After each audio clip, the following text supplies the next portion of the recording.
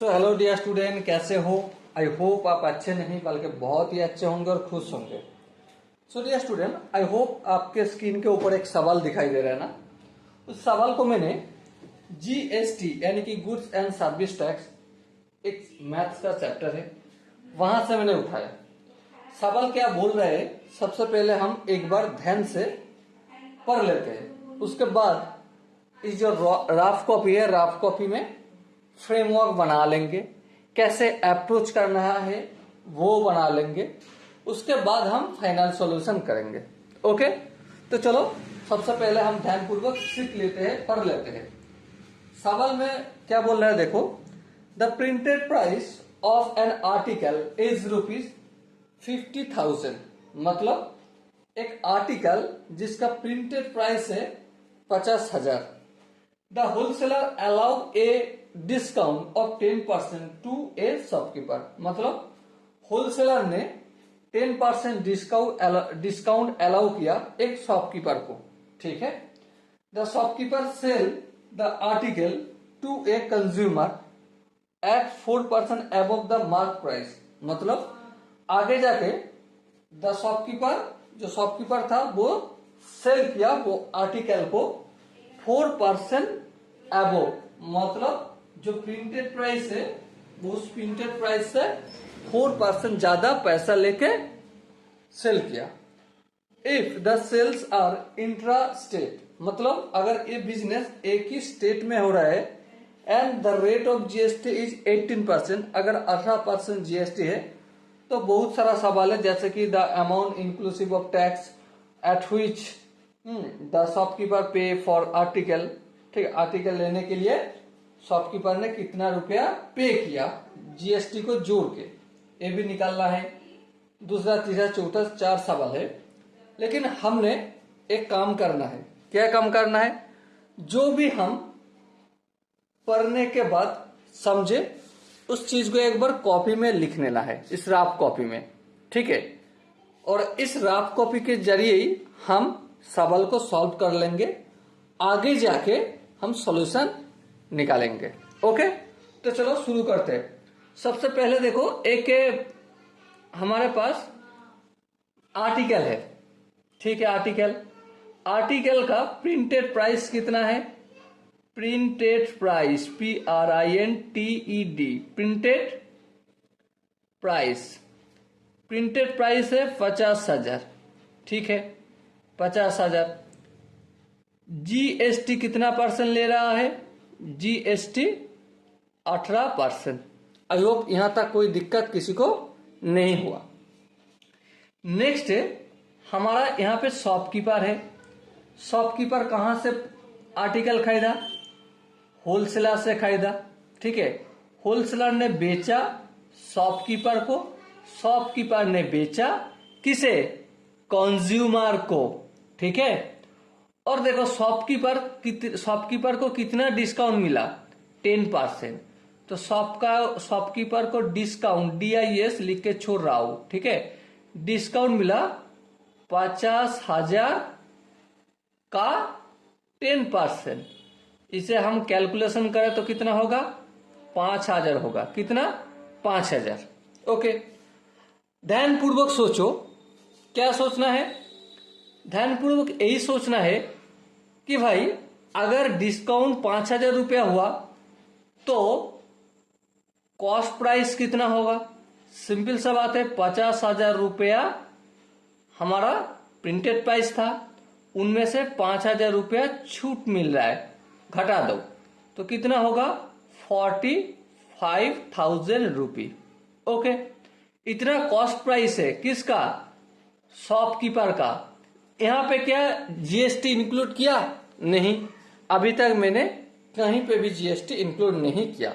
Okay, next देखते हैं।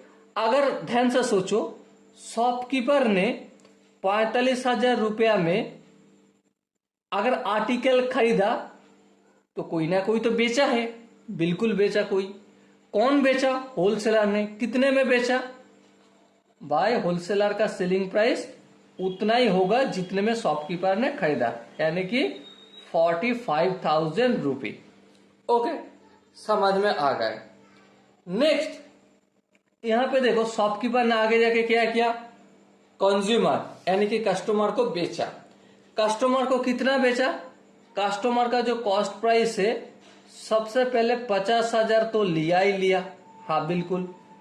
50,000 के साथ ऐड किया, कितना ऐड किया, 50,000 का 4% एक्स्ट्रा, मतलब 50,000 इंटू 4 अपॉन 100। ठीक है, A0 काट दो, A0 काट दो, तो कुल मिला के कितना हुआ, 50,000 प्लस 4 5 20, 2,000। ओके, तो ध्यान से देखो 50,000 का 4% 2,000 हुआ, और दोनों को ऐड कर दे तो कितना होगा, सिंपल सा बात है भाई, 50,000 2,000 होगा 52,000 रुपये। अगर सोचो कंज्यूमर 52,000 में खरीदा, तो कंज्यूमर को तो कोई ना कोई बेचा है, हाँ बिल्कुल बेचा है। कौन बेचा, शॉपकीपर। तो शॉपकीपर का सेलिंग प्राइस कितना होगा, शॉपकीपर का सेलिंग प्राइस होगा भाई जितना कंज्यूमर का कॉस्ट प्राइस, कितना 52,000 रुपया। अब बताओ यहां तक समझने में कोई दिक्कत आए, आई होप आपको यहां तक समझने में दिक्कत नहीं आए। अगर यहां तक दिक्कत नहीं आए तो मतलब हम आगे जा सकते, बिल्कुल आगे जा सकते। सोचो कंज्यूमर ने 52,000 दिया, लेकिन यहां पे क्या जीएसटी ऐड है, नहीं, जीएसटी ऐड नहीं। तो कंज्यूमर ने 52,000 के ऊपर कितना जीएसटी देगा, तो जीएसटी देगा 52,000 का 18%। इसे हम कैलकुलेशन कर सकते हैं, बिल्कुल। A0 और A0 को काट दिया, ठीक है, 18,0 18 दुगुन 36, 6 हाथ में 3, 5 8 90, 90 और 3 9,360 रुपया। ओके, ये जो 9,360 रुपया जीएसटी हुआ, ये जीएसटी किसको देगा, शॉपकीपर को देगा। शॉपकीपर ने ये जो 9,360 रुपया इस जीएसटी को दो हिस्से में बांटेगा, एक है गवर्नमेंट को देगा और दूसरा हिस्सा देगा होलसेलर को। होलसेलर को कितना जीएसटी देगा, चलो हम कैसे निकाल सकते, सिंपल सा बात है, शॉपकीपर ने कितने में खरीदा, 45,000, तो 45,000 का जितना जीएसटी है वो ही तो देगा, हाँ। तो शॉपकीपर ने जीएसटी देगा 45,000 का 18%। ओके, A0 का सर काट दिया, हाँ काट दिया। 18 से 0 से मल्टीपल करे 0, 5 18 90 का 0, हाँ हाथ में 9 है, ठीक है, और 4 18 72 9 81, तो 8,100 रुपया जीएसटी होलसेलर को दिया। शॉपकीपर ने 8,100 रुपया जीएसटी के तौर पे दिया होलसेलर का, और होलसेलर 8,100 रुपया जीएसटी किसको देगा, गवर्नमेंट को देगा। बाकी इंट्रा स्टेट बिजनेस है, मतलब स्टेट और सेंट्रल आधा आधा हो जाएगा, वो अलग बात है, वो हम बाद में देखेंगे, ठीक है। लेकिन 8,100 रुपया जीएसटी होलसेलर ने गवर्नमेंट को देगा, ठीक है। अब सवाल आता है, कंज्यूमर ने 9,360 रुपया जीएसटी दिया, हाँ, उनमें से होलसेलर गवर्नमेंट को दे रहा है 8,100 रुपया, बाकी का जीएसटी कहां गए, बाकी का जीएसटी शॉपकीपर ने देगा, किसको, गवर्नमेंट को। तो शॉपकीपर ने कितना देगा, इसके लिए हमें क्या करना होगा, प्रॉफिट निकालना होगा। तो प्रॉफिट कितना है, 52,000 से अगर 45,000 माइनस करे तो होगा हमारा क्या, 7,000। और शॉपकीपर का टैक्स लायबिलिटी कितना है, लायबिलिटी का मतलब जिम्मेवारी, लायबिलिटी कितना लायबिलिटी है, 7,000 का 18%। ओके, A0 काट दिया, 7 अष्टम 56, 7 के 7 और 5 12, तो 1,260 रुपया क्या होगा, 1,260 रुपया गवर्नमेंट को देगा। और ये है intra estate business, intra estate business मतलब सेंट्रल गवर्नमेंट को आधा जाएगा और स्टेट गवर्नमेंट को आधा जाएगा। अब बताओ इतना दूर तक आपको समझ में क्या आ गए? हाँ बिल्कुल आ गए। अगर इतना दूर तक समझ में आ गए तो सॉल्यूशन की तरफ आगे बढ़े, बिल्कुल आगे बढ़े। तो चलो सॉल्यूशन लिख लिख के करते हैं, क्योंकि ये जो मैंने दिखाया आपको ये सिर्फ समझने का बात है भाई। यहां से पूरा कॉन्सेप्ट आई होप आपको समझ में आ गए। जो भी सवाल पूछे गए वो उसके फटाफट फटक से आंसर देना है। लेकिन अगर इस चीज को आप नहीं करोगे ना तो आप बेहतर ढंग से सीखोगे नहीं। तो आपको क्या करना है, सीखना भी है और नंबर भी लाना है। तो ये जो काम किया ये सारा चीज सीखने के लिए किया। अब काम करते नंबर लाने का। तो नंबर लाने के लिए हमें क्या करना होगा, लिख लिख के करना होगा। ठीक है, तो चलो लिख लिख के करते हैं। सॉल्यूशन, पहला क्या क्वेश्चन था, पहला सवाल था the amount inclusive of tax under which under GST eight which shopkeeper पे फॉर द आर्टिकल। सिंपल सा बात है, यहां पे एक चीज लिख लो, क्या, the wholesaler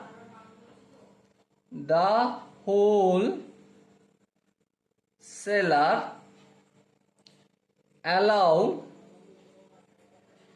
10% of discount on printed price.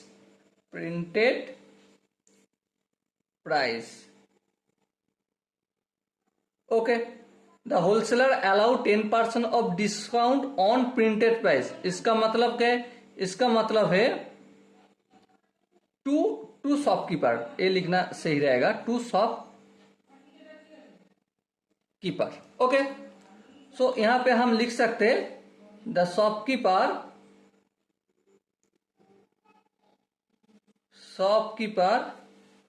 get the discount of 50,000 into 10%।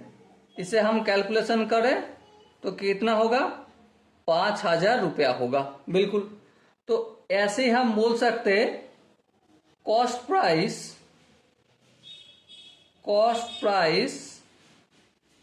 of the article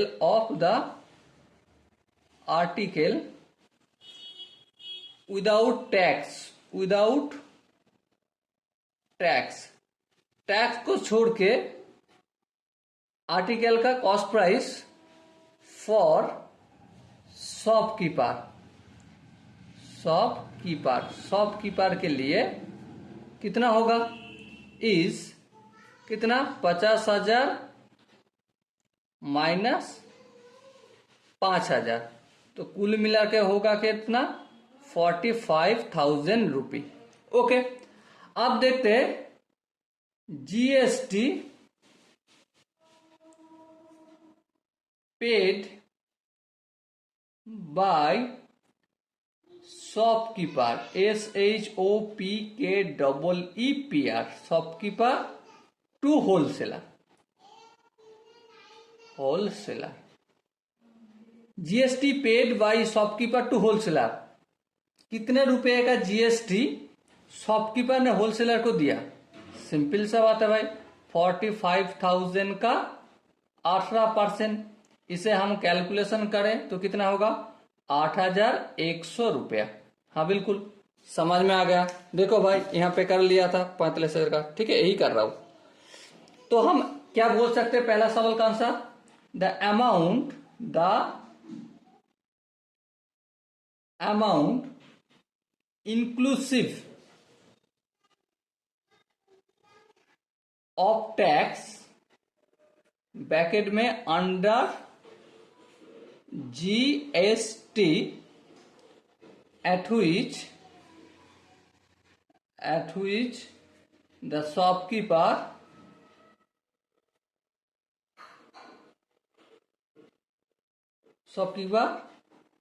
pays for the article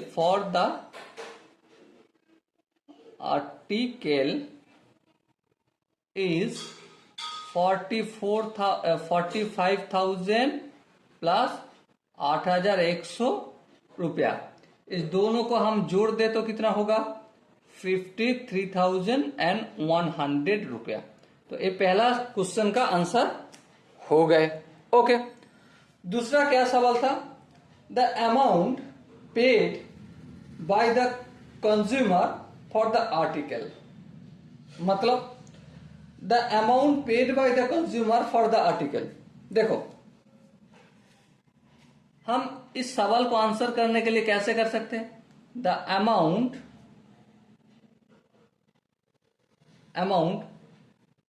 paid by the consumer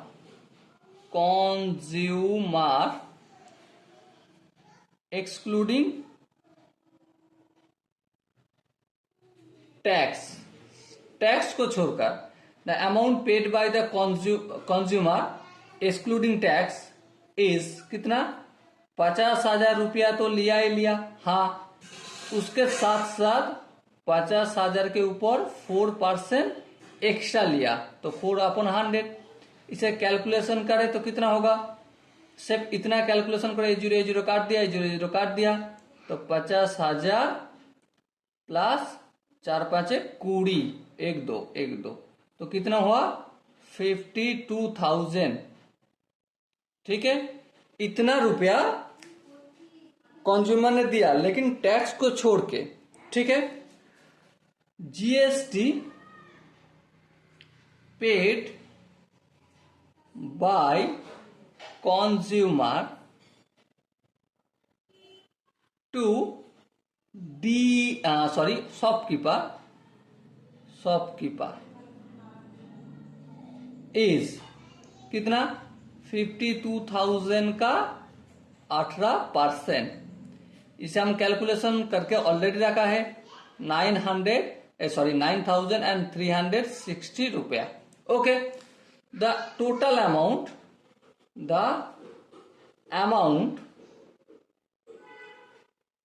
inclusive tax INCLUSIVE inclusive tax bracket में under GST, okay, under GST paid by consumer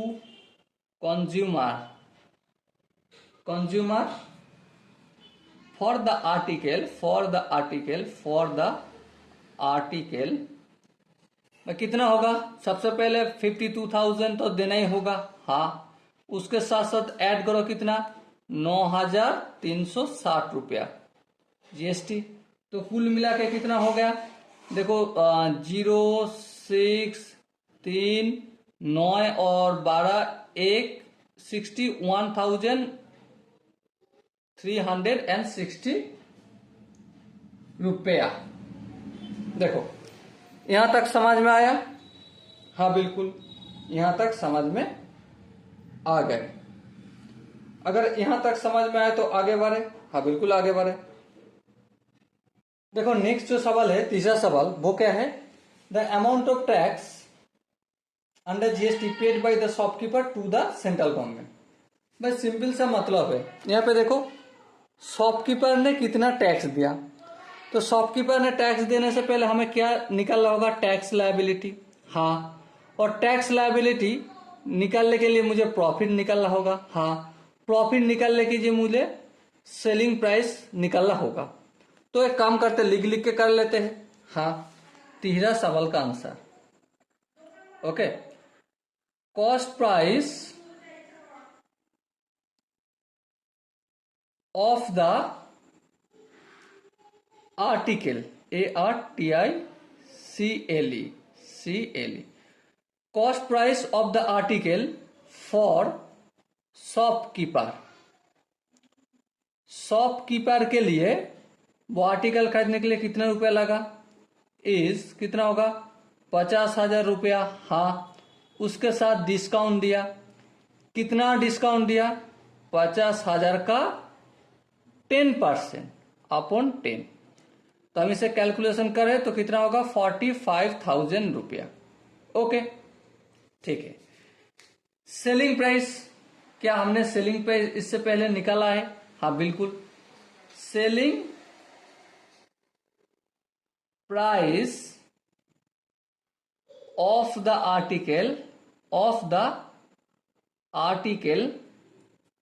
for shopkeeper KEEPER shopkeeper is equal to, समान समान कितना? Cost price of the article for consumer equal to कितना भाई? देखो निकाला है already 50,000। हाँ, उसके ऐड करना है कितना? 50,000 का 4%, 50,000 का 4%। तो इसे हम कैलकुलेशन ऑलरेडी कर रखा है कितना? 52,000। ओके, तो profit for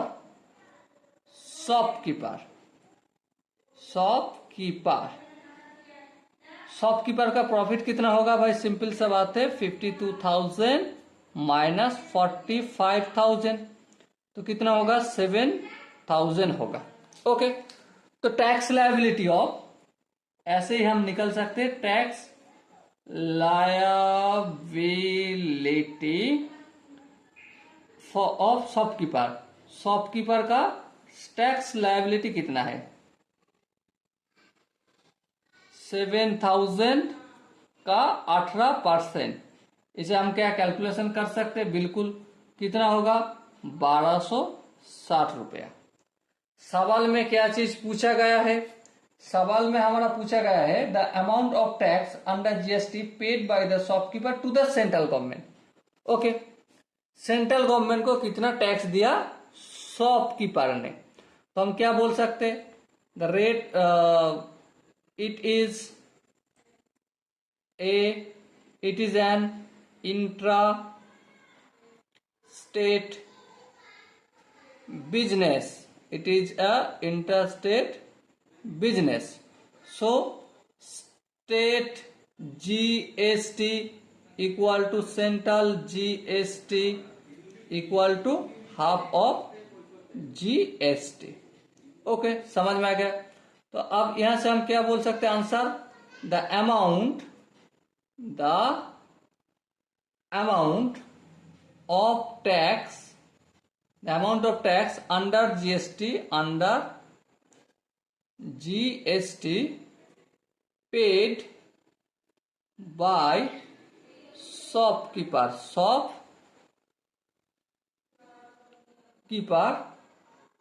to the central government is कितना? हाफ ऑफ 1260 रुपये। मतलब 1260 रुपये का आधा देगा, क्योंकि टोटल दे रहा है गवर्नमेंट को टैक्स। इसका आधा, एक हिस्सा चला जाएगा किसको? सेंट्रल को, और एक हिस्सा चला जाएगा स्टेट को। तो कितना होगा? 630 रुपया। ओके, तीसरा सवाल आई होप आपने सही कर लिया। और चौथा क्या सवाल था? चौथा सवाल था the amount of tax under GST receive by the state government. मतलब स्टेट गवर्नमेंट कितना अमाउंट टैक्स रिसीव किया। देखो, इसको समझने के लिए कितना टोटल टैक्स है ये निकाल सकते हैं। बिल्कुल, कितना? 9,360 रुपया। उसका आधा कर लो स्टेट और आधा सेंट्रल को जाएगा। हाँ, तो हम क्या बोल सकते हैं? The total amount of tax is 52,000 का 18%। तो कितना होगा? 9,360 रुपया। Okay, so the state government, answer क्या लिख सकते हैं यहां पे हम, द